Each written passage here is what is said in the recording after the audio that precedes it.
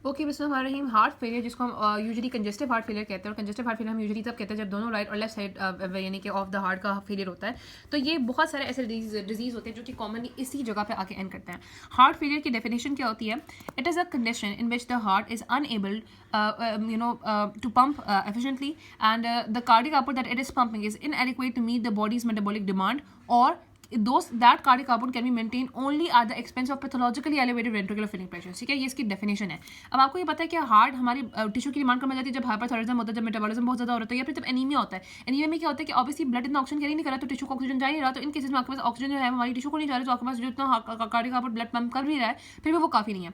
ठीक है, अब ये जो आपको पता है कि इसका आंसर जो है वो एब्रप्ट यूजुअली तब होता है जब आपके पास कोई मायोकार्डियल इन्फार्क्ट जो है वो बहुत ही लार्ज डिफेक्ट डेवलप कर जाए, या फिर अक्यूटली किसी वॉल्व का डिसफंक्शन हो जाए। ठीक है, फिर ये इशू हो जाता है। अब हमने कहा था कि हार्ट फेलियर में सिस्टोलिक फेलियर भी हो सकता है, डायस्टोलिक फेलियर भी हो सकता है। सिस्टोलिक फेलियर में क्या होता है कि हार्ट जो है वो कॉन्ट्रैक्ट नहीं कर रहा, जब वो कॉन्ट्रैक्ट नहीं कर रहा तो सफिशिएंटली कार्डियक आउटपुट बढ़ नहीं रहा। और डायस्टोलिक फेलियर में होता है कि हार्ट जो है रिलैक्स नहीं करा, जब रिलैक्स नहीं करा तो वेंट्रिकुलर फिलिंग प्रेशर जो है वो कम हो गया, फिलिंग वैसे ही कम हो गया। ठीक है, सिस्टोलिक फेलियर यूजुअली होता है इस्कीमिक हार्ट डिजीज में और हाइपरटेंशन में। हाइपरटेंशन में आपको होता है ना कि देखो जिसके अगेंस्ट हार्ट ने पंप करा है वही बराबर, इस्कीमिक हार्ट डिजीज में हार्ट इस्कीमिया हुआ है, हार्ट को ऑक्सीजन नहीं मिल रही तो हार्ट पंप कैसे करेगा। और दूसरे हो सकता है जो डायस्टोलिक डिसफंक्शन होता है वो हो सकता है जब लेफ्ट वेंट्रिकल हाइपरट्रोफी, देखो अगर लेफ्ट वेंट्रिकल हाइपरट्रोफी हुई है तो इसका मतलब है कि आपके पास वॉल बहुत ज़्यादा डायलेट हुई है। जब वॉल बहुत ज़्यादा डायलेट हुई है तो उसके पास फिलिंग कम है, जब फिलिंग कम है तो वो कैसे बाहर लेके जाएगा। ठीक है, उतना। ठीक है, उसके बाद यहाँ पे मायोकार्डियल फाइब्रोसिस। मायोकार्डियल फाइब्रोसिस में जब हमें फाइब्रोसिस हमेशा तब होती है जब आपके पास वहाँ पे कार्डियक फाइब्रोसाइट्स बहुत ज़्यादा एक्स्ट्रा सेलुलर मैट्रिक्स डिपॉजिट कर देते हैं, और फिर यहाँ पे इस तरह की कंडीशन हो जाती है कि आपके पास जो ऑब्वियसली मसल टिश्यू तो कॉन्टैक्ट कर रहा है, फाइब्रोटिक टिश्यू तो कॉन्टैक्ट नहीं करेगा ना, तो इसमें यहाँ भी प्रॉब्लम आ सकती है। अमाइलॉइड डिपोजिशन आ जाती है। एक वो कहते हैं कार्डियक अमाइलॉइडोसिस, ये एक स्टिफ हार्ट सिंड्रोम होता है, आगे हम देखेंगे। ये जब होता है जब यहाँ पे अमाइलॉइड डिपॉजिट हो जाते हैं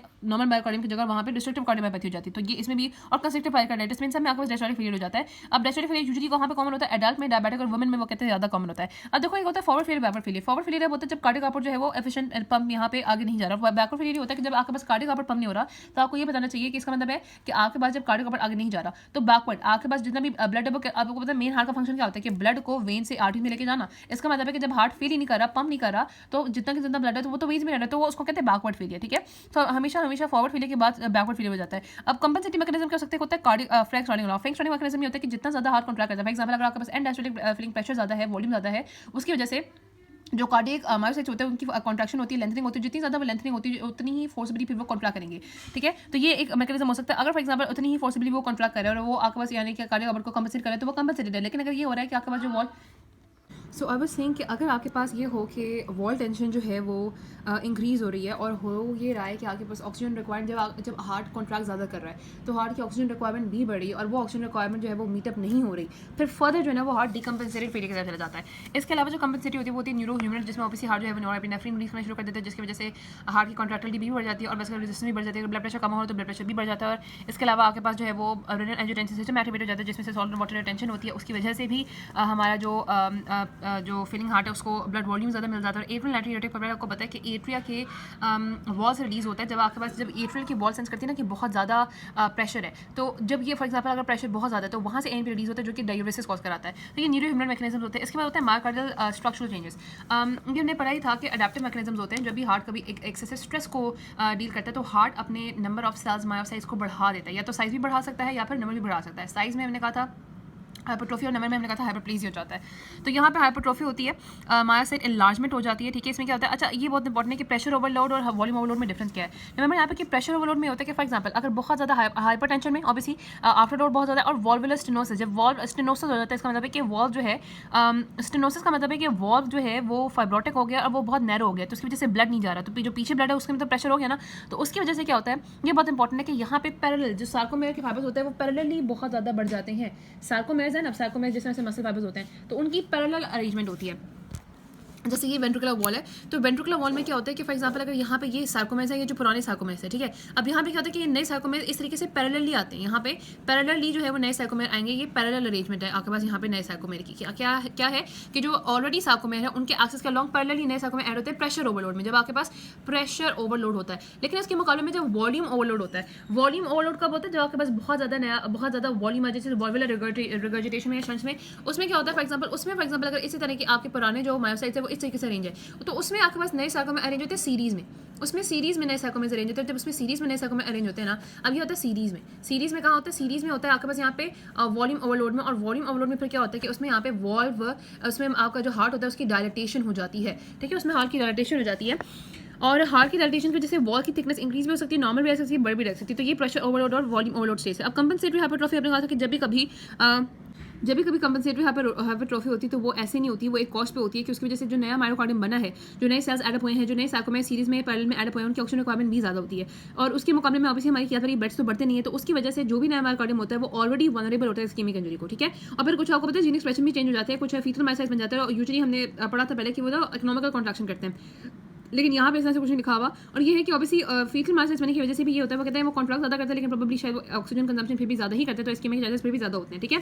और अगर ये चेंजेस रहे तो फिर ऑब्वियसली इवेंचुअली मायोसाइट की अपोप्टोसिस और साइटोस्केलेटल अल्टरेशन और ईसीएम की फर्दर इंक्रीजिंग शुरू हो जाती है, जिसको हम कार्डियक रिमॉडलिंग कहते हैं। अब यहाँ ऑलरेडी देखा था कि जो पैथोलॉजिकली कंपनसेटेड हाइपरट्रॉफी होती है वो ऑब्वियसली मॉर्बिडिटी और मॉर्टेलिटी के रिस्क को बढ़ा देती है। लेकिन एक चीज़ अपने रखना कि जो वॉल्यूम लोडिंग हाइपरट्रॉफी होती है ना, जैसे फिजियोलॉजिकल एक्सरसाइज में जो एरोबिक एक्सरसाइज होती है, कार्डियो होती है, उसमें होती है वॉल्यूम लोडेड हाइपरट्रॉफी। और वॉल्यूम लोडेड हाइपरट्रॉफी की वजह से बड़ी अच्छी चीज़ है क्योंकि उस वजह से कैपिलरी डेंसिटी भी बढ़ती है, तो यानी कि नया जो मायोकार्डियम बनेगा उसकी ऑक्सीजन सप्लाई भी हमारे पास आ गया। लेकिन यूजुअली जो स्ट्रेंथन के एक्सरसाइज होते हैं जिसमें वेट लिफ्टिंग होती है, उसमें क्या होता है कि प्रेशर लोडेड हाइपरट्रॉफी होती है, तो उसमें फिर कैपिलरी डेंसिटी नहीं बढ़ती, तो उसके इतने बेनिफिशियल इफेक्ट्स नहीं होते। नहीं, you can see over here, ये आपका डिलेटेड आपको लेफ्ट वेंट्रिकल नजर आ रहा है, ठीक है। डिलेटेड लेफ्ट वेंट्रिकल के अंदर अब यहाँ पे कितना ब्लड इकट्ठा हो जाएगा, ये आपके पास यहाँ पे हाइपरट्रॉफी एक्चुअली, तो यहाँ पे बहुत कम ब्लड इकट्ठा हो चुका होगा, ठीक है। जिस तरह से देखो पूरा ये डाइट हुआ है तो इसमें कितना ब्लड इकट्ठा होगा, इसकी कैलोरी कितनी बच गई है। ये आपको नॉर्मल जो है वो मायोसाइट नजर आ रहा है, और ये आपके पास यहाँ पे हाइपरट्रॉफिक है। हाइपरट्रॉफिक में सेल का भी नंबर, न्यूक्लियर का साइज दोनों का बढ़ जाता है। अच्छा जी, अब लेफ्ट साइड हार्ट फेलियर में अब देखो, लेफ्ट साइड हार्ट फेलियर का मतलब है कि आपके पास जो लेफ्ट हार्ट है वो ब्लड पंप नहीं कर पा रहा एओर्टा में, और एओर्टा में ब्लड नहीं जा रहा। तो इसकी कॉमन कॉज हो सकती है ischemic heart disease, number 1 cause है सिस्टमिक हाइपरटेंशन, मार्टल या एओर्टिक वॉल्व डिजीज, और प्राइमरी इसके अलावा यहाँ पे अमाइलोइडोसिस, जिसमें मैंने बता दी थी कि इसमें कार्डियक रिमॉडलिंग हो जाती है।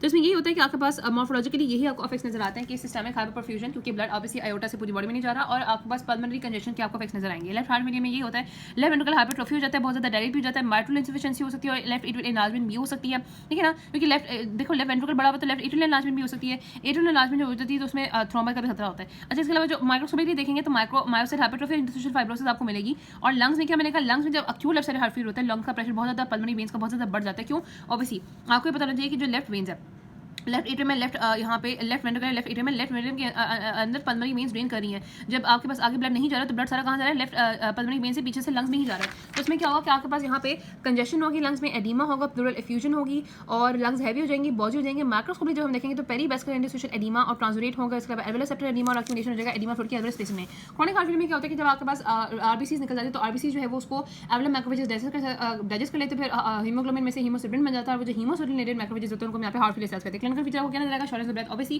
शॉर्टनेस ऑफ ब्रेथ, क्योंकि आपके लंग्स के अंदर तो पानी है, तो जो एयर फ्लो एक्सचेंज है, सॉरी जो आपका एयर अंदर आ रही है ऑक्सीजनेटेड एयर का जो एक्सचेंज होता है हमारे ब्लड से वो नहीं हो रहा प्रॉपर, तो डिस्पनिया होता है, ठीक है।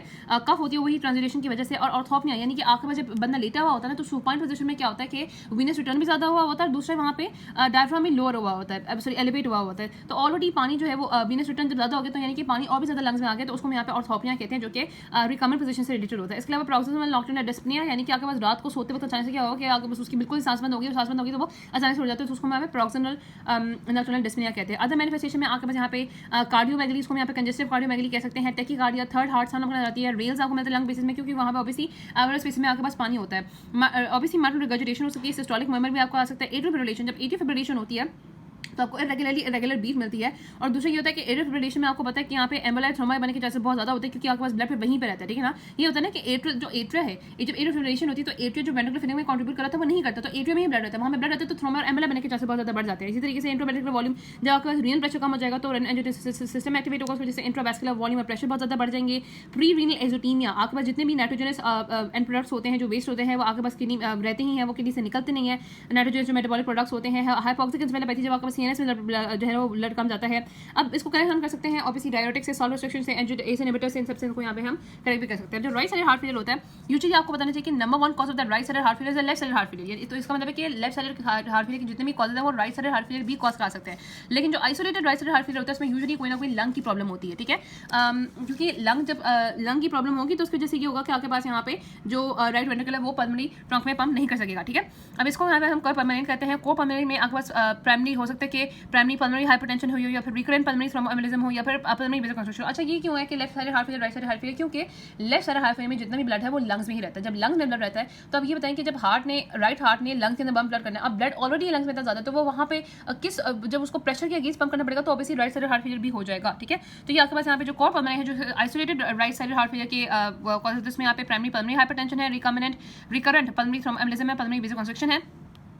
कॉमन फीचर ये होता है कि इसमें ऑब्वियसली हाइपरटेंशन सब में बड़ी होती है। आपको ये बताना चाहिए यहाँ पे किसकी मॉर्फोलॉजी क्या होती है। रिमेंबर यहाँ पे कि जब भी कभी राइट साइड हार्ट फेलियर होगा तो लिवर में, पोर्टल सिस्टम में, स्प्लीन में, इन सारी चीज़ों में ज़्यादा जो सिस्टमिक है ना आपके पास ब्लड वो बहुत ज़्यादा हो जाएगा। लिवर में आपको कंजेस्टिव हेपेटोमेगाली मिलेगी, पैसिव कंजेशन यानी कि होती है, और साथ पैसिव कंजेशन होती है नटमेग लिवर। नटमेग लिवर में क्या होता है कि जो इसमें सेंट्रल एरिया होता है ना, सेंट्रल लोबुलर एरिया कंजेस्टेड होता है और डार्कर होता है, लेकिन जो उसके सराउंडिंग एरिया होता है वो पेलर होता है। ठीक है, पेरिफेरल पेलर एरिया होता है, नॉन कंजेस्टेड पैरेन्काइमा होता है उसके सराउंडिंग में। सेंट्रल लोबुलर कंजेस्टेड लेकिन सराउंडिंग में नॉन यानी कि पेलर पैरेन्काइमा होता है, और साथ वहाँ पे सेंट्रल लोबुलर अगर लॉन्ग स्टैंडिंग हो तो सेंट्रल लोबुलर नेक्रोसिस हो सकती है, और फर्दर लॉन्ग स्टैंडिंग हो तो वहाँ पे फाइब्रोटिक होकर वो उसको कार्डियक सिरोसिस कहते हैं।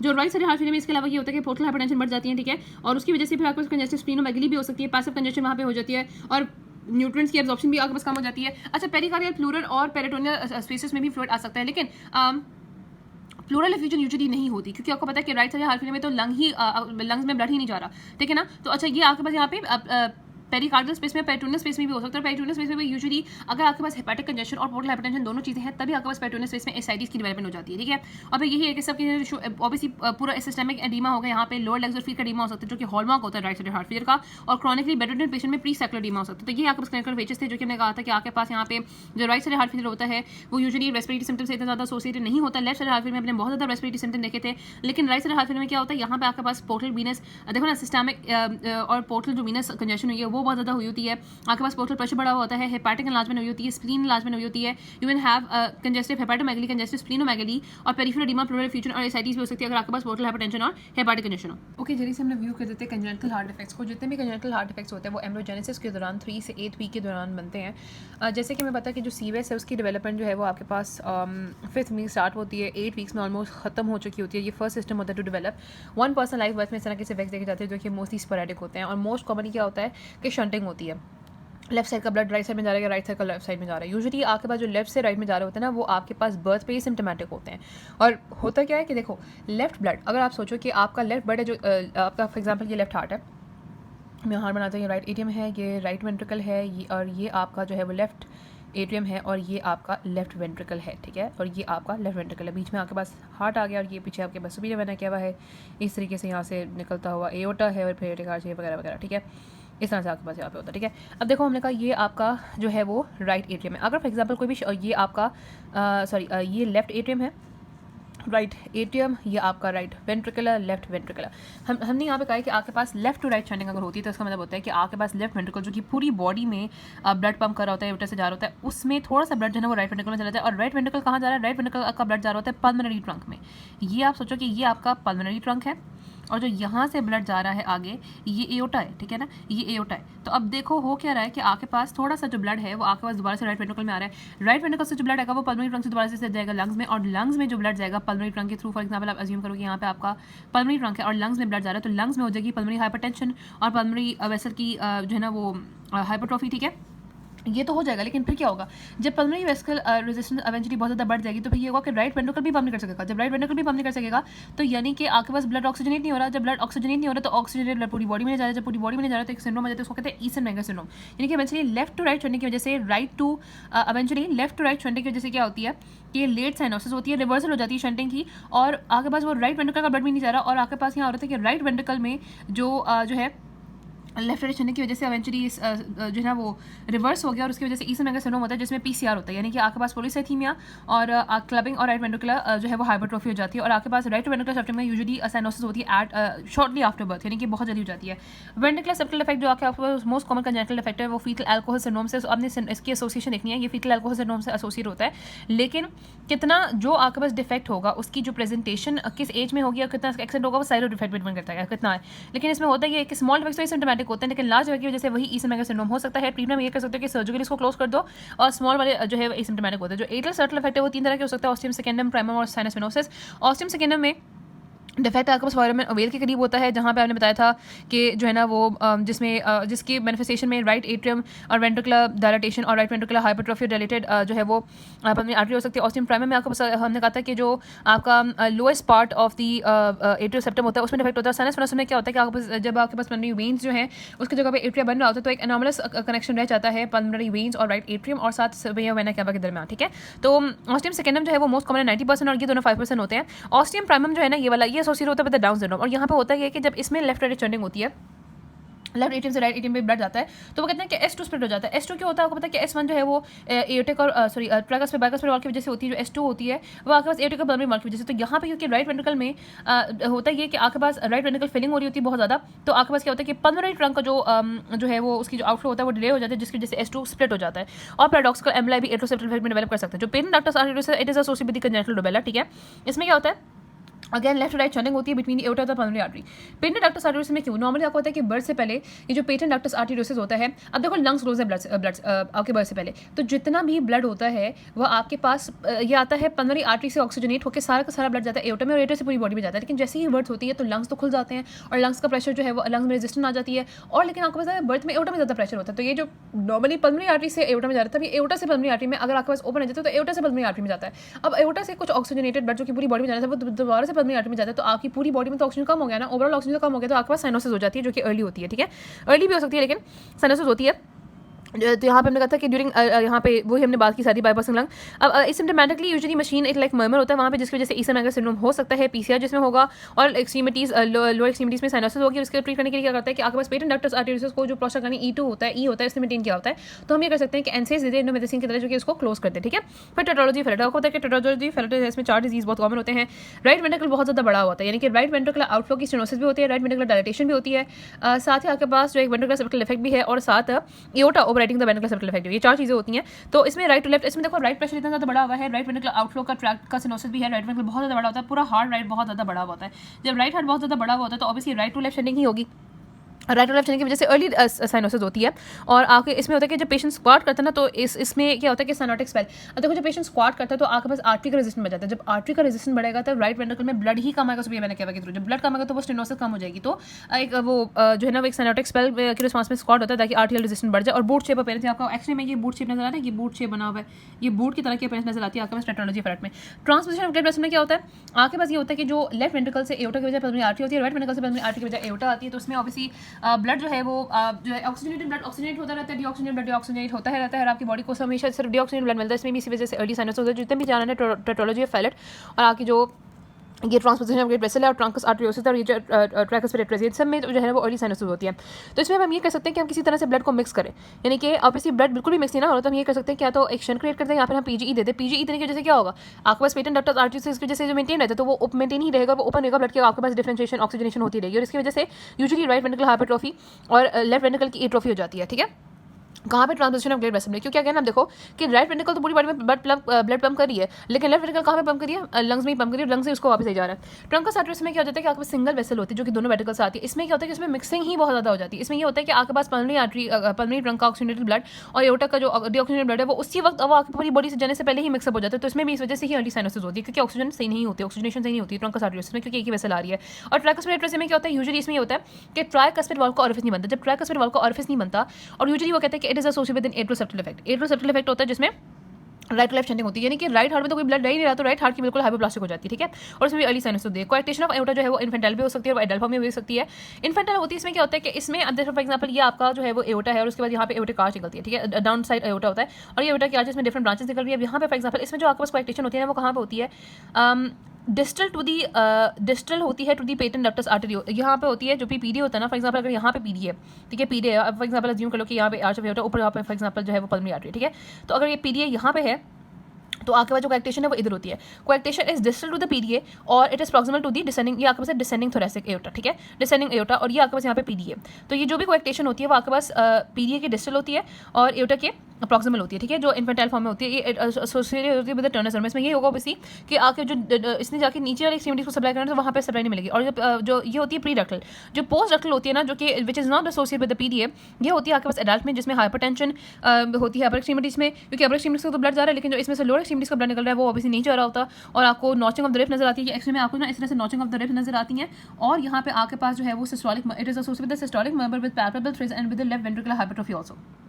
सो इस्कीमिक हार्ट डिजीज़ एक ब्रॉड टर्म है which encompasses several close related syndromes जो कि मायोकार्डियल इस्कीमिया की वजह से होते हैं, क्योंकि इस्कीमिया का मतलब है लेस ब्लड सप्लाई। कोई भी ऐसा डिजीज़ जिसमें हार्ट की ब्लड सप्लाई कॉम्प्रोमाइज़ होगी। अब हार्ट की ब्लड सप्लाई कहाँ से आती है? कॉर्नरी आर्टरी से, जो कि एओर्टा से ड्राइव होती हैं। अगर कॉर्नरी आर्टरी में कोई भी ऑब्स्ट्रक्शन आ गई है जो कि एथेरोस्क्लेरोसिस की वजह से है, या थ्रोम्बोसिस की वजह से है, या एम्बोलाई की वजह से है जो कि डिसलॉज होकर आ गया है, या फिर किसी और एथेरोस्क्लेरोटिक कोई न्यूरल थ्रोमा था और वो वहाँ से डिसलॉज होकर आ गया है, कोई प्लाक की रप्चर की वजह से, या वेसोस्पैज़म है, वेस्कुलाइटिस है, या कोई भी रीज़न है, उसकी वजह से अगर हार्ट की ब्लड सप्लाई कॉम्प्रोमाइज़ हो जाती है तो उसको हम इस्कीमिक हार्ट डिजीज़ कहते हैं। क्योंकि हार्ट की ब्लड सप्लाई कॉर्नरी आर्टरी से होती है तो उसको हम कॉर्नरी आर्टरी डिजीज़ भी सिनोनिमसली कह सकते हैं। There is no problem in that, ठीक है। होता यही है कि हार्ट जो है जब उसको ऑक्सीजन नहीं मिल रहा होता तो ऑब्वियसली, क्योंकि हार्ट जो है उसको कॉन्टिन्यूसली ऑक्सीजन चाहिए, और मीनली वो ऑक्सीडेटिव माइट्रोकार्डियल ऑक्सीडेटिव फॉस्फोरेशन से अपनी एटीपी ड्राइव कर रहा होता है। तो जितना कम उसको ऑक्सीजन मिलेगा उतनी कम वो एटीपी बनाएगा और उतना कम वो कॉन्ट्रैक्ट करेगा। तो यही होगा कि कॉन्टिन्यूस फ्लो ऑफ ब्लड जो उसको चाहिए होता है वो उसको नहीं मिल रहा होगा इस्कीमिक हार्ट डिजीज़ में या कॉर्नरी आर्टरी डिजीज़ में, जिसको कहते हैं। क्या क्या वजह हो सकती है? ऑब्वियसली डिमांड हो सकता है बढ़ जाए, डिमांड हो सकता है बढ़ जाए, तो इसका मतलब इस्कीमिक हार्ट डिजीज़ में अगर डिमांड बढ़ जाती है तो इसका मतलब है कि हार्ट कॉन्ट्रैक्ट ज़्यादा करे लेकिन उसकी सप्लाई उतनी नहीं है। डिमिनिश ब्लड वॉल्यूम भी हो सकता है, डिमिनिश ऑक्सीजनेशन हो सकती है, और डिमिनिश ऑक्सीजन कैरिंग कैपेसिटी हो सकती है। अब इस एक अम्ब्रेला टर्म है इस्कीमिक हार्ट डिजीज़, जिसमें ये चार चीज़ें आ सकती हैं: angina pectoris, myocardial infarction, chronic heart disease, congestive heart failure with chronic ischaemic heart disease और sudden cardiac death. Angina pectoris में आपको पता ही है, जब भी कभी कॉरोनरी आर्टरी की पार्शियल ऑब्स्ट्रक्शन होगी तो आपको जो एक थ्रोबिंग चेस्ट पेन होती है, जो कि फील होती है इस तरीके से कि बिल्कुल प्रेशर पड़ा है हार्ट के ऊपर।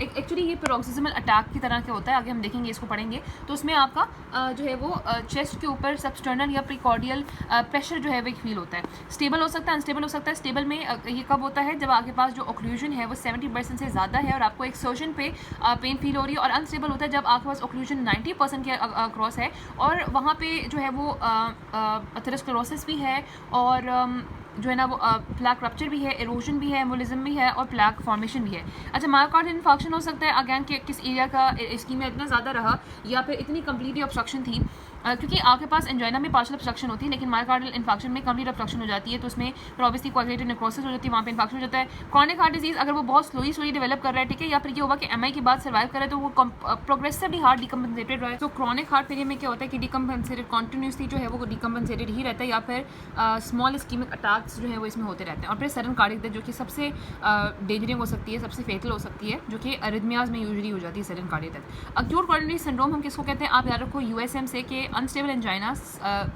ये जो आपके सडन कार्डियक डेथ होती है, और एमआई को हम अक्यूट कोरोनरी सिंड्रोम कहते हैं।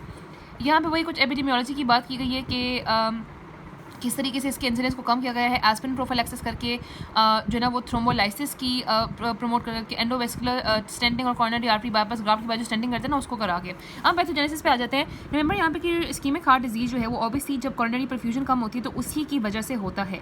कॉर्नरी परफ्यूजन हो सकता है आपके पास किसी already existing fixed atherosclerotic occlusion की वजह से हो, जो कि उसमें फर्दर जो है वो एडेड अप स्पैज़म आ जाए या फिर प्लाक बन जाए वहाँ पे, ठीक है। अब हार्ट में आपको पता है कि लेफ्ट एंटीरियर डिसेंडिंग आर्टरी होती है। अब हार्ट का जो वॉल्व है ना, फॉर एग्जांपल अगर मैं बात करूँ लेफ्ट वॉल्व की, अगर हम बात करते हैं क्रॉस सेक्शन है हार्ट का, जैसे आपके पास हार्ट होना है इस तरह का, अगर हम यहाँ से क्रॉस सेक्शन लो ये निकालो, ठीक है, तो ये आपके पास फॉर एग्जांपल है ये राइट वेंट्रिकल की कैविटी और ये जो है वो आपके पास आ जाएगी लेफ्ट वेंट्रिकल की कैविटी, ठीक है ना। लेफ्ट वेंट्रिकल की वॉल इस तरह से यहाँ पे होती है ना। तो अब यहाँ पे फॉर एग्जांपल मैं कहती हूँ ये एंटीरियर वॉल है और ये पोस्टीरियर वॉल है, ये लैटरल वॉल है और ये मीडियल वॉल है। एंटीरियर वॉल पे आपके पास सप्लाई करी होती है लेफ्ट एंटीरियर डिसेंडिंग आर्टरी, ठीक है। जो लैटरल वॉल है वहाँ पर सप्लाई होती है लेफ्ट सर्कमफ्लेक्स आर्टरी, जो कि ये दोनों लेफ्ट कॉर्नरी आर्टरी की ब्रांच होती है, और पोस्टीरियर वॉल में सप्लाई करी होती है राइट कॉर्नरी आर्टरी, ठीक है। और ये जो मीडियल वॉल होती है जिसको इंटरमेडिकुलर सेप्टम भी हम कहते हैं, यहाँ पे सप्लाई डुअल होती है। जो एंटीरियर 2/3 होता है वहाँ पे सप्लाई होती है by the left anterior descending artery, anterior 2/3 पे, ठीक है, एंटीरियर 2/3। और जो पोस्टीरियर 1/3 होता है, 1/3 वाला एरिया, यहाँ पे सप्लाई होती है बाय द वही राइट कॉर्नरी आर्टरी, ठीक है। अब आगे हम देखेंगे राइट और लेफ्ट डोमिनेंट हार्ट भी होते हैं। कुछ जगह पे ये होता है कि आपके पास ये जो सेप्टम होता है ना, ये सप्लाई होता है actually by the posterior descending artery. Posterior descending artery right dominant heart में राइट कॉर्नरी आर्टरी की ब्रांच होती है और लेफ्ट डोमिनेंट हार्ट में लेफ्ट सर्कमफ्लेक्स आर्टरी की ब्रांच होती है। आगे हम देखेंगे कि इसकी सिग्निफिकेंस क्या है। अब ये तो हमें पता चल गया। अच्छा, ये भी हम देख लेते हैं कि मोस्ट कॉमन फॉर्म जो जिस आर्टरी में ऑक्लूजन आती है वो होती है लेफ्ट एंटीरियर डिसेंडिंग आर्टरी। सबसे ज़्यादा आती है लेफ्ट एंटीरियर डिसेंडिंग आर्टरी में, उसके बाद जो है वो कॉमन होती है राइट कोरोनरी आर्टरी में, और उसके बाद कॉमन होती है आपके पास लेफ्ट सर्कमफ्लेक्स आर्टरी में। अच्छा, जिस भी आर्टरी में ऑक्लूजन होगा उसका मतलब उस वॉल का इन्फार्क्ट होगा, तो सबसे कॉमन जो है वो एंटीरियर वॉल का इन्फार्क्ट होता है, उसके बाद पोस्टीरियर वॉल का इन्फार्क्ट सबसे ज़्यादा कॉमन होता है, और उसके बाद आपके पास लैटरल वॉल का इन्फार्क्ट सबसे ज़्यादा कॉमन होता है, और लैटरल वॉल का इन्फार्क्ट बहुत ही रेयर होता है यूजुअली। ठीक है, ये हमने यहाँ से देख लिया, जो हमने सप्लाई की बातें की थी वो तो हमने यहाँ से कर ली। ठीक है, ये आपके पास यहाँ पे हो गया।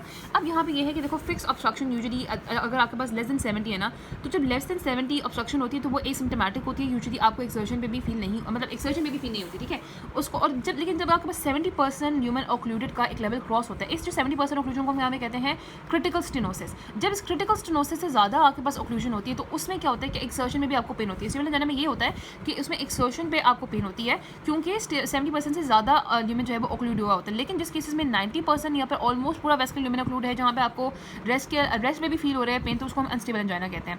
और यूजुअली ये होता है कि अगर आपके पास ये सब जो एंजाइना होता है सबके बारे में डिपेंड करती है कि रेट कितना। अगर for example slowly angina develop किया है तो हमारी जो आर्टरीज हैं इन सब में एनास्थेमोसिस हैं। ठीक है, एंड आर्टरीज है लेकिन इनमें एनास्थेमोसिस है, और अगर रेट उसका स्लो डेवलप करने का तो वो जो एनास्थेमोसिस है वहाँ पर क्रेटल सर्कुलेशन डेवलप कर जाती है, क्रेटल परफ्यूजन हो जाती है, और अगर आपके पास कोई वेसल ऑक्लूड भी हो गई है तो हो सकता है कि वो कंप्लीटली ऑक्लूड हो जाए, लेकिन वहाँ पे फिर आहिस्ता आहिस्ता जो कोलेटरल वेसल जो कि क्लोज होते हैं वो खुल जाते हैं। ठीक है, अब यहाँ पे वो कहते हैं कि फॉलोइंग एलिमेंट इसको कॉन्ट्रीब्यूट करते हैं, जिसमें इन्फॉर्मेशन बहुत ज़्यादा कॉन्ट्रीब्यूट करती है, क्योंकि जैसे इन्फॉर्मेशन होती है तो ल्यूकोसाइट का आपके एंडोथेलियल सेल से इंटरेक्शन होता है, फिर वही तरह एथेरोस्क्लेरोसिस का प्रोसेस स्टार्ट हो गया। टी सेल्स एक्टिवेट है, वहाँ पे मैक्रोफेजेस आए, उनकी एक्टिवेशन हुई, स्मूथ मसल सेल वहाँ पे एक्टिवेट करके मैट्रिक्स बना, एक लिपिड कोर बना, उसके ऊपर एथेरोस्क्लेरोटिक प्लाक बन गया, और फिर उसके बाद यहाँ पे जो प्लाक है वो डीसिब्लाइज भी हो जाता है मेटालोप्रोटीनेज की सिक्रीशन की वजह से, या फिर थ्रोम्बोसिस ये भी हो सकता है ना कि किसी एरोडेड या रप्चर प्लाक की वजह से, कहीं भी प्लाक बना था वहाँ पे वो एरोड हो गया, रप्चर हो गया, वहाँ से बन गया। ठीक है, तो हो सकता है कि पार्शियल वॉस्कुलर जो ऑक्लूजन है किसी नए थ्रोम्बस से हो जाती है, अगर कोई एथेरोस्क्लेरोटिक प्लाक जो पहले बना हुआ वो रप्चर हो जाए। ठीक है, और अगर पार्शियल ल्यूमिनल ऑब्स्ट्रक्शन किसी थ्रोम्बस से होती है तो ऑब्वियसली ब्लड सप्लाई कॉम्प्रोमाइज होता है। और सबसे पहले आपको बताना चाहिए कि सबसे पहले जो सब एंडोकार्डियल रीजन होता है ना, जो आपका हार्ट का सब एंडोकार्डियल रीजन है, एक आपका होता है जो सबसे अंदर वाला रीजन होता है ना, वो सबसे पहले जो है वो आपके पास यहाँ पे इन्फार्क्ट उसका होता है, क्योंकि जो हार्ट की सप्लाई होती है वो बाहर से अंदर की तरफ होती है, तो अंदर से सबसे कम आती है, तो सबसे पहले सब एंडोकार्डियल रीजन का इन्फार्क्ट होता है। ठीक है, ये आपने रखना इनर मोस्ट जोन है, और यहाँ पे ये सबसे ज़्यादा इन्फेक्शन जल्दी फैला होता है। उसके बाद आपको पता है कि इसके अलावा हो सकता है वेजो कंस्ट्रिक्शन हो जाए।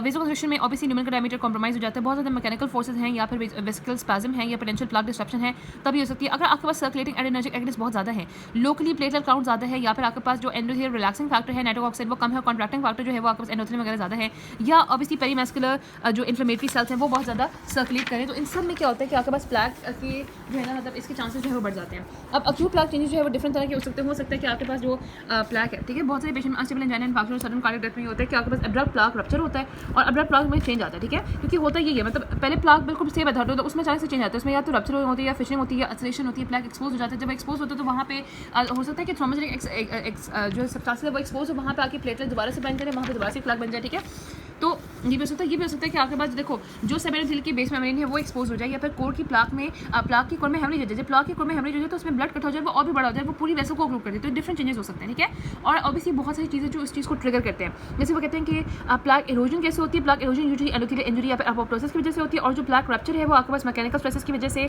या प्लाक कंपोजिशन की इंट्रिंसिक जो उसकी होती है उसकी उस पर डिपेंड कर रहा होता है, या आपके पास ब्लड प्रेशर या प्लेटलेट रिएक्टिविटी जो है वो हो सकती है। अच्छा, आपको पता है कि प्लाक जो है ना वो दो तरह के होते हैं, वनरेबल और नॉन वनरेबल। जो वनरेबल प्लाक होते हैं उनमें क्या होता है कि जो अंदर वाला एथेरोमेटिक कोर होता है वो तो थिक होता है, लेकिन जो फाइब्रस कैप होता है वो थिन होता है। अब देखो जितना ज़्यादा फाइब्रस कैप होगा उतना ज़्यादा वो स्ट्रॉन्ग प्लाक होगा। वनरेबल प्लाक कौन से होगा, जो बहुत ईजिली रप्चर कर जाएंगे, जितना आपके पास थिन फाइब्रस कैप होगा उतनी ईजिली वो रप्चर कर जाएंगे। ठीक है, तो ये वो कहते हैं कि फाइब्रस कैप भी कोलेजन यानी कि सिनेसिस नॉन सिनेसिस से डिपेंड कर रहा है। कोलेजन ऑब्वियसली आपके स्मूथ मसल सेल वहाँ पे डिग्रेड होते हैं, और वहाँ पे मतलब कोलेजन जो है ना आपको पता है कि स्मूथ मसल सेल डिग्रेड करते हैं, और जो मेटालिक प्रोटीन है उसको डिग्रेड करते हैं। तो जिन एथेरोमेटिक प्लाक में आपके पास स्मूथ मसल सेल जो है वो कम होंगे, और आपके पास जो है ना वो कम होंगे, तो उसके उनमें क्या होगा, कोलेजन कम बनेगा तो आपके पास फाइब्रस कैप भी कम बनेगा, इन्फ्लेमेटरी सेल्स ज़्यादा होंगे वो होंगे। फिर दूसरा ये है कि आपके पास ये बहुत इंपॉर्टेंट चीज़ होती है कि जब भी कभी एड्रेनर्जिक स्टिमुलेशन होती है, फॉर एग्जाम्पल फिजिकल स्ट्रेस हुआ, तो एड्रेनर्जिक स्टिमुलेशन की जैसे क्या हो सकता है, हाइपरटेंशन बढ़ सकती है, जब ब्लड प्रेशर बढ़ता है तभी एथेरोस्क्लेरोटिक प्लाक जो है वो और भी ज़्यादा रप्चर होने का खतरा हो जाता है, और वेसोस्पैज्म होता है तभी हो सकता है कि वेसल ऑक्लूड हो जाए। तो बहुत ज़्यादा एड्रेनर्जिक स्टिमुलेशन में बहुत ज़्यादा फॉर एग्जाम्पल स्ट्रेस के केसेस होते हैं, सडन कोई शॉक लगता है किसी को, तो यही वजह होती है कि अक्यूट प्लाक चेंज क्या आता है, हाइपरटेंशन की वजह से, वेसोस्पैज्म की वजह से हो सकता है कि वो जो वेसल है वो कंप्लीटली ऑक्लूड हो जाए, और यूजुअली इसी वजह से कहते हैं कि आपके पास जो एमआई होता है ना वो 6 AM और 12 नून के दौरान एड्रेनर्जिक स्ट्रेस ज़्यादा होती है, तो उसमें आपके पास यहाँ पे एमआई के चांसेस बहुत ज़्यादा बढ़ जाते हैं। ठीक है, अब हम चलते हैं। अब यहाँ पे हमने देखा ना कि देखो अब ये जो प्लाक था ये एक फिक्स प्लाक था, हो सकता है कि यहाँ पे प्लेटलेट एग्रीगेशन हो जाए, हो सकता है वो हील कर जाए तो वो और भी ज़्यादा ऑक्लूड कर जाए वेसल को, और ये भी हो सकता है कि वो जो प्लाक बना है और वो जो प्लाक है वो थ्रोमस में कन्वर्ट हो जाए और जो थ्रोमस है वो पूरी वेसल को ऑक्लूड कर दे, तो कुछ भी हो सकता है। ठीक है, अब एंजाइना पेक्टोरिस यही था कि ये एक होता है पैरोक्सिज्म और रिकरेंट अटैक होते हैं सबस्टर्नल और प्रीकॉर्डियल चेस्ट डिस्कम्फर्ट के, जो कि ट्रांजिएंट मायोकार्डियल इस्कीमिया की वजह से होता है। रिमेंबर यहाँ पे कि ट्रांजिएंट होता है, एमआई में परमानेंट मायोकार्डियल इस्कीमिया हो जाता है। अब यहाँ पे आपको ये बताना चाहिए कि पेन क्यों होती है। पेन सजेस्ट होती है वहाँ एडिनोसिन बड़ी रिलीज होता है और आपके वो पेन की थ्रेशोल्ड को भी कम कर देते हैं और आपके पास लैक्टिक एसिड भी जो कार्डियल नर्व्स होते हैं ना उसको स्टिमुलेट करता है।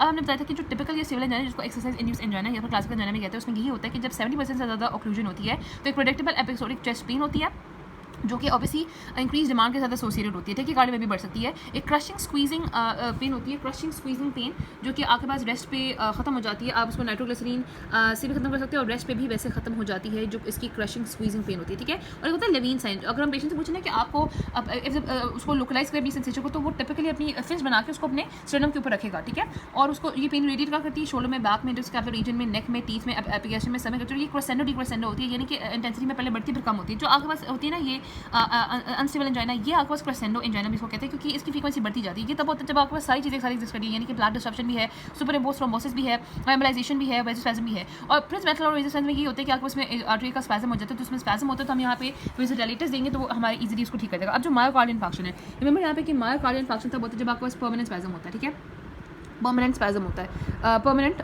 स्पैज्म होता है। ठीक है ना, तो अच्छा ये आपको डिफरेंस भी पता चल गया ना क्रेसेंडो और डिक्रोसेंडो में। तो ये अब अभी हम देखते हैं यहाँ पे। अच्छा, परमानेंट जो स्पैज्म होता है तो आपके पास यहाँ पे मायोकार्डियल इंफार्क्शन होता है। ठीक है, और उसमें फिर आपके पास ये होगा कि एथेरोस्क्लेरोसिस हो सकता है अंडरलाइन हो। ठीक है, अच्छा क्या लगता है कि नेवरदीलेस 10% जो एमआई होता है वो आपके पास 40 ईयर से पहले होता है, क्योंकि हम कहते हैं कि एज एसोसिएट हो सकता है, क्योंकि 45% जो होते हैं वो 65 के बाद मैन ज़्यादा प्रीडिस्पोज होते हैं, वो क्यों प्रीडिस्पोज होते हैं। वुमेन अपनी जो आपके पास मेनोपॉज से पहले वाली एज में एस्ट्रोजन की वजह से, एस्ट्रोजन का एक एंटी प्लेटलेट इफेक्ट होता है। ठीक है, तो उस वजह से हम प्रोटेक्टेड होती हैं females, but after menopause man और फीमेल का जो रेशियो है वो मतलब सेम है। पैथोजेनेसिस क्या होता है, देखो एमआई में ना अथेरोस्क्लेरोटिक प्लाक ही बना हुआ होता है और वही होता है एज वही सर्व करता है as a native for the thrombus generation, vascular occlusion या फिर सब्सिक्वेंट इंफार्क्शन। ठीक है, 10% केस में कहते हैं कि ट्रांसम्यूरल इंफार्क्शन जो है वो हो जाता है। और the absence of the occlusive thrombosis, okay, जो मोस्ट कॉमन रीजन होती है इन्फेक्शन की उसमें कॉर्नरी वेजोस्पैज्म है, एम्बोलाइजेशन हो सकती है म्यूरल थ्रोम्बोसिस जो कि एट्रियल फिब्रिलेशन की वजह से बना था। जो सब एंडोकार्डियम होती है, जो इनर मोस्ट लेयर होती है वो एक किसी फिक्स एथेरोस प्रोसेस की वजह से सबसे पहले अफेक्टेड होती है, क्योंकि वो सबसे इनर होती है। यहाँ पे आप देखो कि ये फॉर एग्जांपल ये आपके पास आउटर लेयर है, ठीक है, और ये इनर लेयर है, और ये जो इनर टूथ है उसको हम यहाँ पे कहेंगे एक होती है एंडोकार्डियम लेयर, तो ये होती है सब एंडोकार्डियम। जो इनर टूथ होती है सब एंडोकार्डियम, और जो आउटर 1/3 होती है वो होती है सब पेरिकार्डियम। अब यू कैन सी कि आपके पास जो कॉर्नरी वेसल्स है वो आपके पास बाहर से अंदर की तरफ आ रही है, और बाहर में सबसे पहले वो कौन सी लेयर को सप्लाई करी है, सब पेरिकार्डियल को, उसके बाद वो सब एंडोकार्डियम में आ रही है। तो इसका मतलब है कि अगर ऑक्लूजन यहाँ पे होती है सबसे पहले किसकी ब्लड सप्लाई कॉम्प्रोमाइज होगी, इसकी, क्योंकि इसको तो फिर भी थोड़ी सी मिल रही होती है, लेकिन आपके पास जो सब एंडोकार्डियम लेयर है वो तो आपके पास कॉम्प्रोमाइज ही रहती है ना, उसकी वजह से आपके जो इन्फार्क्ट है वो भी आपके पास यहाँ पे दो तरह के हो सकते हैं। एक आपको होता है फुल थिकनेस इन्फार्क्ट, ठीक है, दूसरा होता है सब एंडोकार्डियल इन्फार्क्ट। आगे मैं दिखाती हूँ। फुल थिकनेस होता है जो कि वॉल की आपके पास वॉल की फुल थिकनेस को इन्वॉल्व करता है, जबकि जो सब एंडोकार्डियम होता है वो सिर्फ आपके पास ये वाले इस पार्ट को इन्वॉल्व करता है। जो फुल थिकनेस होगा वो आपके पास पूरे को ना उसको इन्वॉल्व करेगा। ठीक है, अब यहाँ पे बात की इसके अलावा इन्फेक्शन की वजह से हो सकता है स्मॉल इंट्रामायोकार्डियल जो आर्टरियोल्स होते हैं ना उनमें कोई वेस्कुलाइटिस हो जाए, या अमाइलर डिपोजिशन हो सकता है, या फिर सिकल सेल डिजीज में। कोरोनरी आर्टरी ओक्लूजन में यही वजह हो सकती है एथेरोसेमेटिक प्लाक हो, और हो सकता है कि उस प्लाक के अंदर इंट्रा प्लाक हेमरेज हो जाए, मैकेनिकल फोर्सेस की वजह से, सब एंथीरियर कोलेजन की वजह से, हो सकता है कि प्लेटलेट्स वहाँ पे ड्रैग करके वहाँ पे एग्रीगेट कर जाए, एटीपी और थ्रोम्बोक्सिन एटीपी की एक्टिवेशन की वजह से प्लेटलेट दोबारा से बनेंगे, या फिर एक्टिवेशन हो जाए कोएगुलेशन फैक्टर्स की, या फिर विद इन मिनट्स वहाँ पे थ्रोम्बस जो है वो कंप्लीटली ऑक्लूड करके किसी और कोरोनरी आर्टरी में चला जाए। ठीक है, अब ये आपने रखना है कि एंजियोग्राफी जो परफॉर्म की जाती है 4 आवर्स में, तो उसमें एमआई जो है उसमें यहाँ पे कोरोनरी थ्रोम्बोसिस नजर आता है 90% केसेस में, लेकिन वो कहते हैं कि 12-24 आवर्स बाद में हमें 60% पेशेंट में नजर आता है, क्योंकि ऐसा नहीं होता कि हर किसी में आगे कोरोनरी जो आपके पास इन्फार्क्ट बना उसके प्रोटीन आगे मतलब आगे ही लेके जाना है, इन्फेक्शन नहीं होनी है। कुछ लोगों में ऑब्वियसली वो रिजॉल्व भी कर जाते हैं, लाइसिस भी हो जाती है थ्रोम्बाई की। अब मायोकार्डियल रिस्पॉन्स क्या होता है, ऑब्वियसली मायोकार्डियम में फंक्शनल, बायोकेमिकल, मॉर्फोलॉजिकल हर तरह के चेंजेस आते हैं।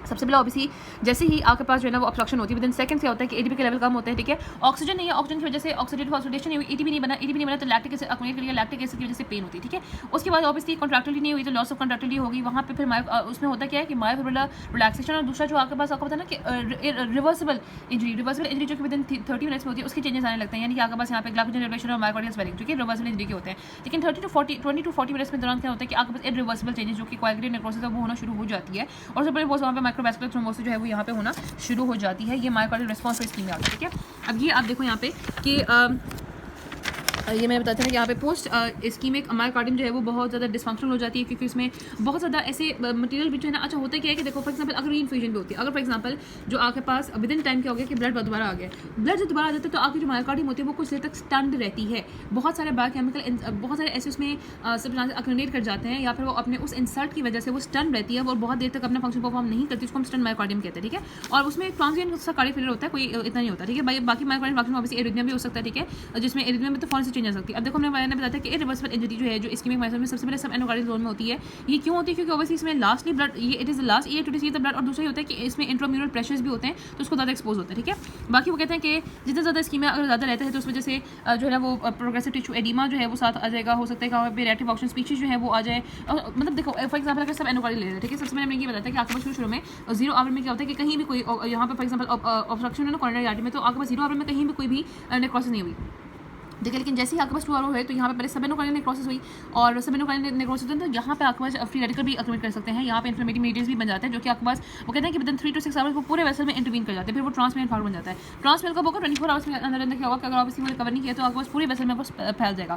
पैटर्न आपको पता है वो साइज और डिस्ट्रीब्यूशन में करते हैं, वेसल का साइज की, उसकी डिस्ट्रीब्यूशन क्या है, रेट ऑफ डेवलपमेंट क्या है, जल्दी डेवलप कर रहा है तो आपके पास कोलेटरल सर्कुलेशन डेवलप करने का चांस नहीं होता, अगर लेट है तो कोलेटरल सर्कुलेशन डेवलप कर सकती है। मेटाबॉलिक डिमांड्स उसकी क्या है, और आपके पास एक्सटर्नल कोलेटरल सप्लाई की क्या है, ये हमने सब ये बता दिया था कि आपके पास। अच्छा मैं आपने कि आपके पास ऑक्लूजन में लेफ्ट एंटीडिसेंडिंग आर्टरी 40 to 50% केस में होती है जो कि सप्लाई करी होती है एंटीरियर वॉल को 82 ऑफ द वेंट्रिकुलर सेप्टम को, और इसके अलावा एपेक्स को भी, जो इसका डिस्टल पार्ट होता है ना, अगर हम देखेंगे ऑक्लूजन से ज़्यादा डिस्टल होती है तो उसमें सिर्फ एपेक्स जो है ना वो होता है। बाकी लेफ्ट सर्कमफ्लेक्स आर्टरी जो कि 50 to 20% केस में इन्वॉल्व होती है वो लैटरल वॉल को सप्लाई करी होती है, जो राइट कोरोनरी आर्टरी होती है जो कि 30 to 40% केसेस में होती है वो आपके पास जो है ना वो पोस्टीरियर वॉल को सप्लाई करती है, और राइट वेंट्रिकल को भी सप्लाई करती है, ठीक है। अच्छा इसको मैं यहाँ पे लेफ्ट एंटीडिसेंडिंग आर्टरी को ही विडोमेकर आर्टरी कहती हूँ, क्योंकि पता है ना कि विडोमेकर आर्टरी जब ये इसमें ऑक्लूजन होती है ना तो ये कितने ज़्यादा वास्ट एरिया को सप्लाई करी है, एंटीरियर वॉल को भी सप्लाई करी है, anterior two third of the ventricle septum को भी सप्लाई करी है, एपेक्स को भी सप्लाई करी है, तो इस वजह से इसको विडोमेकर आर्टरी कहते हैं, क्योंकि यूजुअली मैन होते हैं और मैन की डेथ हो जाती है, ठीक है। अच्छा अब ये भी हमने बता दिया कि posterior third of the septum and the posterior left ventricle perfuse by the posterior descending artery. मैंने ऑलरेडी बता दिया कि पोस्टीरियर डिसेंडिंग आर्टरी होती है वो राइट कोरोनरी आर्टरी की भी ब्रांच हो सकती है, लेफ्ट कोरोनरी आर्टरी की भी ब्रांच हो सकती है। 90% जो लोग होते हैं वो इसके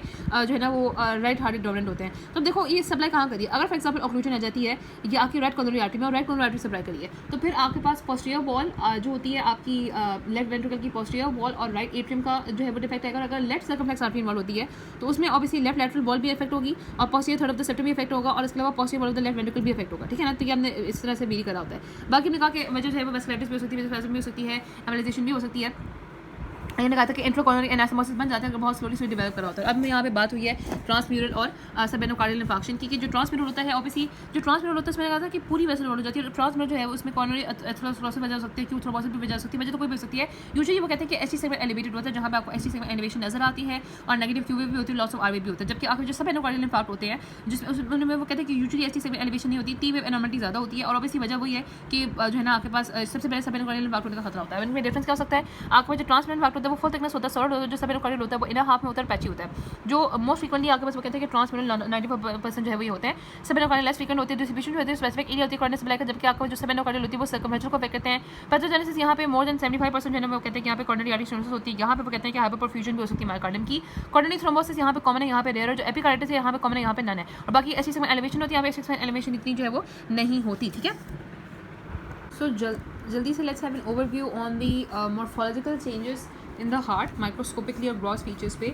यूजुअली आपको ये पता ना चाहिए कि 50% जो है केसेस में फुल थिकनेस इन्वॉल्व होती है, आपके जो है ना वो इंटरवेंट्रिकुलर सेप्टम भी सारा इन्वॉल्व होता है। 50 to 30% केस में क्या होता है कि पोस्टीरियर इनफैक्ट में पोस्टरोसेप्टल डिफेक्ट भी होता है, 1% में सिर्फ आइसोलेटेड राइट वेंट्रिकल इन्वॉल्व होता है। अब देखो एमआई जब स्टार्ट होता है तो वहाँ पे आपको जो साइन नजर आते हैं वो कोएगुलेटेड नेक्रोसिस के, एक्यूट क्रॉनिक इन्फ्लेमेशन के, फाइब्रोसिस के नजर आते हैं, और वो कितने कि ग्रॉसरी अपैरेंट जो वो सबसे पहले होता है वो 12 आवर्स से पहले नहीं होता, 12 आवर्स तक वो नहीं होता। 3 आवर्स में क्या होता है कि आप ये कर सकते हो कि आपने एक हार्ट लिया, उसको आपने डिफरेंट सेक्शंस किए, मल्टीपल सेक्शन करके उसको एक आपने जो है ना वो एक डिश में डाल दिया जिसके अंदर आपके पास TTZ टेट्राफिनाइल टेट्राजोनियम क्लोराइड प्रेजेंट है। ये एक ऐसा डाई है जो कि लैक्टेट डिहाइड्रोजिनेज के एज अ सबस्ट्रेट एक्ट करता है। लैक्टेट डिहाइड्रोजिनेज एक ऐसा एंजाइम है जो कि सेल्स के अंदर प्रेजेंट होता है, जो इन्हें नेक्रोटिक होगा तो वहाँ पे तो ऑब्वियसली सेल्स बर्स्ट कर चुकी होगी तो एंजाइम तो बाहर की तरफ होगा, तो जहाँ पे ये एंजाइम डाइजेस्ट होगा हो जाएगा वो कलर जो है वो स्टेन नहीं लेगा, बाकी सारा एरिया कलर स्टेन ले लेगा। तो ये जो सारा एरिया है, ये जो रेड है, वायबल एरिया रेड रहता है क्योंकि वो जो है वो टीटीजी को जो है ना वो उसको लैक्टेट हाइड्रोजेनेज से ट्रीट नहीं करता। लेकिन जो आपका इन्फेक्टेड एरिया होता है वहाँ पे क्योंकि एंजाइम ऑलरेडी बाहर प्रेजेंट होता है तो वहाँ पे ऑब्वियसली वो पेल ही रहता है, वो आपके पास वो वायबल कलर नहीं रहता। तो आपका इन्फेक्टेड एरिया जो है वो पेलर आपको यहाँ पे नजर आता है। तो उसके बाद क्या होता है कि 12 से 24 घंटे में MI के बाद एक इन्फेक्ट जो है वो यूजुअली ग्रॉसली आपके पास नजर आने लगता है, क्योंकि वहाँ पे वो कहते हैं कि स्टैग्नेटेड ट्रैप्ड ब्लड होता है, तो उसकी वजह से थोड़ा सा विजिबल होने लगता है। 10 to 14 डेज में इन्फेक्ट जो है उसकी उसकी बाउंड्री पे एक हाइपरीमिक वैस्कुलराइज्ड टिश्यू होता है, फाइबर स्कार डेवलप होना शुरू हो जाती है। टिपिकली आपको जो कोएगुलेटिंग नेक्रोसिस की फीचर्स हैं, यूजुअली आपको पता होना चाहिए कि कोएगुलेटिंग नेक्रोसिस 4 to 12 आवर्स के बाद आपको नजर आती है, ठीक है। और वीवी फाइबर्स आपको नजर आते हैं 0 to 4 आवर्स में। वो क्यों नजर आते हैं? वो रिफ्लेक्ट कर रहे होते हैं stretching and buckling of the non contractile fibres, ठीक है। बाजू का वो कहते हैं कि सब लिथर एडिमा की वजह से इंट्रासेलुलर मायोसाइट वैक्यूलाइजेशन भी होती है। नेक्रोसाइज आपकी यूजुअली नेक्रोसाइज जो है ना वो हाफ डे में आते हैं, और हाफ डे के बाद आपको मालूम है कि 12 आवर्स में आते हैं, और 12 टू लेकर 24 आवर्स में आपके पास वो उनका नंबर कम होता है। लेकिन 24 टू यानी कि 20 जो आपका फिर होता है ना 1 to 3 डे, उसमें बहुत ज़्यादा न्यूट्रिएंट इन्फिल्ट्रेशन होती है। और फिर आपके पास यहाँ पे 1 to 3 डे, फिर 3 to 7 डे में न्यूट्रिएंट इन्फिल्ट्रेशन के बाद वहाँ पे अच्छा ये चीज़ आपने रखनी है कि आपके पास कुछ लैंडमार्क आपको पता नहीं चाहिए कि हमेशा यू हैव टू रिमेंबर कि जो थर्ड डे है ना, ठीक है, रिमेंबर जस्ट कि आपके पास हाफ डे पे यानी कि 12 आवर्स में, 12 आवर्स में वहाँ पे न्यूट्रोफिल्स आते हैं। ये आपसे MCQs में पूछते हैं, न्यूट्रोफिल्स आते हैं 12 आवर्स में, ठीक है।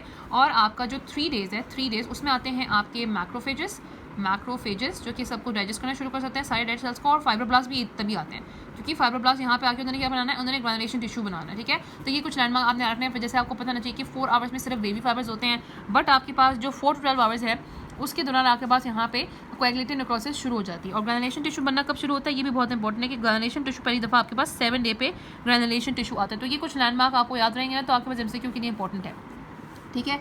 अच्छा ये हो गया। फिर वहाँ पे स्कार फॉर्मेशन बनना यूजुअली शुरू हो जाती है। वो कहते हैं कि ग्रैनुलेशन टिश्यू जो बात है, फिर वहाँ पे कोलेजन फाइबर्स आते हैं, फिर वहाँ पे एक डेंस कोलेजनस स्कार बनता है at the end of the day. और वो कहते हैं कि 6 वीक एंड पे यूजुअली स्कार बन चुका होता है। और हीलिंग ऑब्वियसली तो क्यों होती है क्योंकि वहाँ पे इन्फ्लेमेटरी सेल्स और नए वेसल्स की ग्रोथ होती है, और वो जो इन्फ्लेमेटरी और नए वेसल की ग्रोथ होती है वो डिपेंड करती है कि वो जो आपके पास मायोकार्डियम में उसका कितना मैलनरिश था, poor vascularisation, exogenous inflammatory cells कितने थे। अच्छा ये भी बहुत इंपॉर्टेंट है कि अगर कोई आपको फॉर एग्जाम्पल हमने कहना कि क्यों हम करते हैं ऑटोप्सी में, हमें फाइंड करनी होती है कि एज ऑफ इन्फाक कितनी है और उसको हम टाइम ऑफ डेथ से रिलेट करते हैं। तो अगर फॉर एग्जाम्पल आपको सिर्फ एक स्कार मिला, तो स्कार तो है ना वो आपके पास हो सकता है कि वो बहुत पुराना है, तो स्कार पर इसका मतलब है कि एज ऑफ डेथ से रिलेट नहीं कर रहा, ठीक है। इसकी जो कॉज ऑफ डेथ है वो कोई और है।